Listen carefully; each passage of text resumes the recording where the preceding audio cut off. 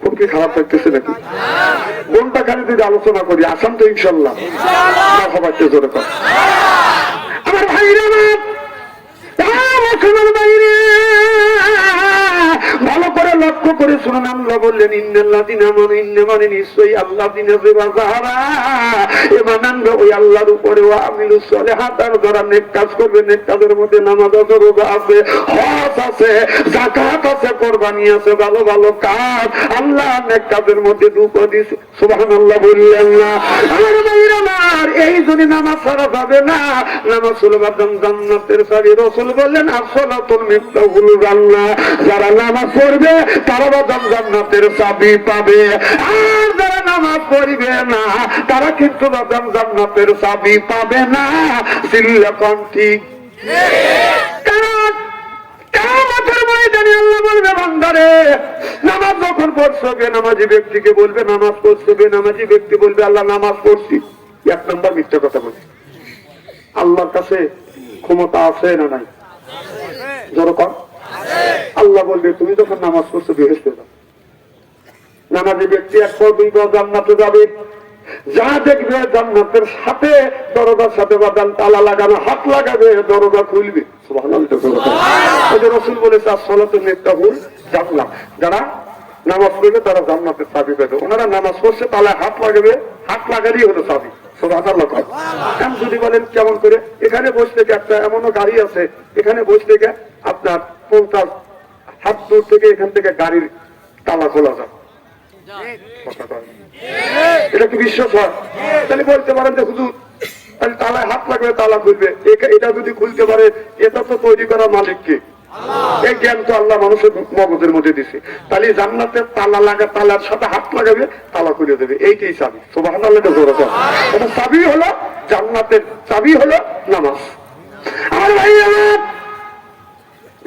ব্যক্তি মনে মনে চিন্তা করবে নামাজ যদি না পড়ছে পাবলিক পড়ছে, এটা তো দেখছি আছে না নাই? কিছু লোক নামাজ পড়ে আল্লাহকে কিছু করবার জন্য, আর কিছু লোক মসজিদে যা নামাজ পড়ে এরকম করে পাকবি উল্লা দিয়ে এইরকম করে বাদ দিয়ে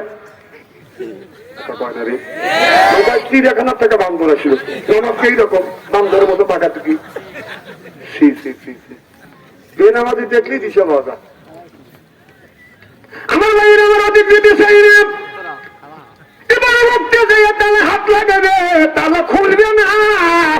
পাশেই থাকবে জান্নাতের পাহারাদার দাঁড়ানো, থাকবে বলবে রে জান্নাতের পাহারাদার, আল্লাহ জান্নাতে দিল আবার তালা লাগা রাখলো, চাবি কার কাছে দাও। কি সব নামাজ না পড়ে বিয়ে যেতে পারে। ফেরেশতা বলবে চাবি আমার কাছে না, আল্লাহর কাছে। সুবহানাল্লাহ। বান্দা ফেরত চলে যাবে আল্লাহর কাছে। তখন দুনিয়ায় নামাজ পড়ো না, এখন না দৌড়দৌড়ি করতেছে। কে বাবাতে তালুক যান না, কষ্ট করো, দৌড়ে যাবে আল্লাহর কাছে। বলে আল্লাহ রে, আল্লাহ কই? মানুষের কাছে জিজ্ঞাসা করবে আল্লাহ কই? কয় জানি না। আল্লাহ কি আমরা দেখছি যে চিনবো? দুনিয়াও দেখি নাই, আখিরাতের ময়দানে বাদন দেখি নাই।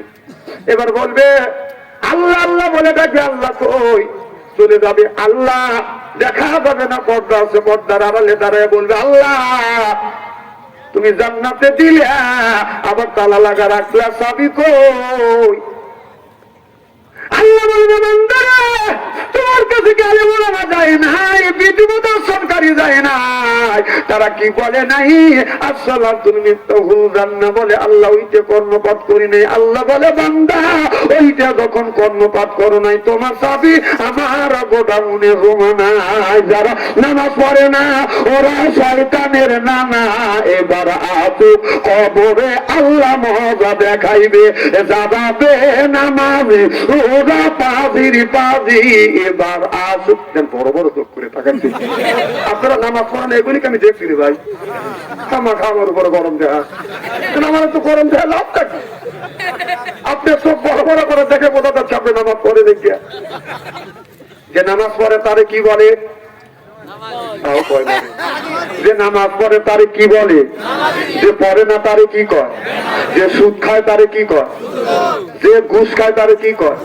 তাহলে আল্লাহর ভাষায় যে নামাজ পড়ে তারে বলা হয় নামাজি, যে পড়ে না তারে বলা হয় বেনামাজি, যে সুদ খায় তারে বলা হয় সুদ করে, যে ঘুষ খায় তারে বলা হয় বাদাম ঘুষ করে।